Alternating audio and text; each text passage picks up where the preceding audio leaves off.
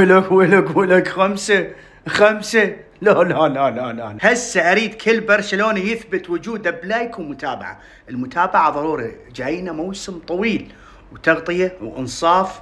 صحيح اكو ضحك شوية، بس وقت الانصاف ضروري الانصاف.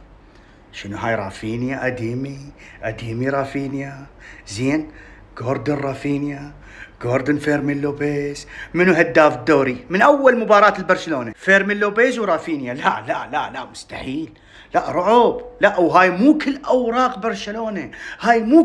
برشلونة، طبعا. اول شيء صاحب فضل علينا كجماهير كرة قدم بشكل عام هو فليك. ليش؟ دفاعه ضعيف وهجومه كاسح فتاك، فجميع مباريات برشلونة هي ممتعة. هاي أول شيء. ثاني شيء، أنت يا برشلوني احمد الله واشكره على وجود رافينيا في فريقك، لأن إذا بقيت على عقلية لامين يامال ومزاجيات لامين يامال ما تشوف خير.